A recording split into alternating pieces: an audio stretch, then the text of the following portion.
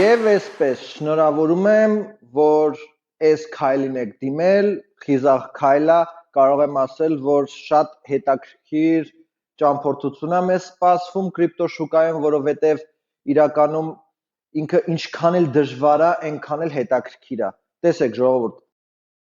կրիպտո թրեյդինգը ինքն իրանով շատ վտանգավոր է, բայց նաև ձեզ տալիս է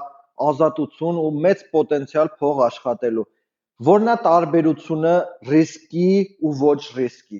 Այնա, որ եթե դուք կարողանաք հասկանաք, լիարժեք պատկերացնեք, թե կրիպտո շուկան, ընդհանրապես շուկան ոնց է աշխատում,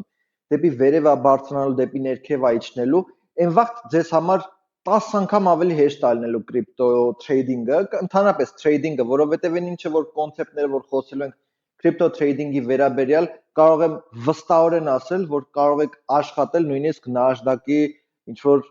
շուկաներում, ցանկացած շուկա նույն տրամաբանությամբ աշխատում, լավ, այն ինչը որ ես ձեզ սովորացնելու եմ։ Հիմա տեսեք, ես ունեմ 13-ից ավել տարվա փորձ, գնացել եմ շատ լուրջ տրեյդերների մոտ սովորել եմ ու մի բան եմ հասկացել, որ ամեն տրեյդերի մոտ աշխատում է մի ստրատեգիա, որովհետև ամեն ստրատեգիան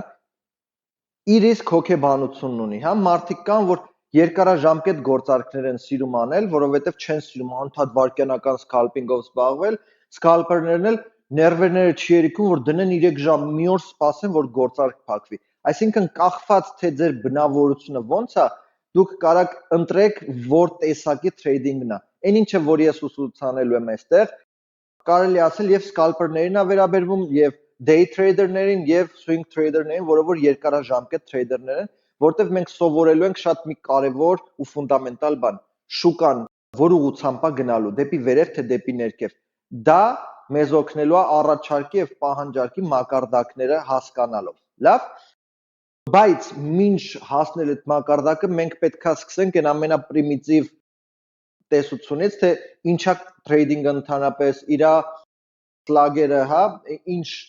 բառեր կա, որ օգտագործվում է, ինչ կոնցեպտներ կա եւ այլն, բոլորը պետքա ոնց որ հերթով իրար հետ անցնենք, որ դուք էլ հասկանաք, որ չգիտեմ, այս pair-ը ինչ է նշանակում, liquidity-ն ինչ է նշանակում, limit order-ը ինչ է նշանակում, շատ բաներ կան, որ դուք պետքա սովորեք,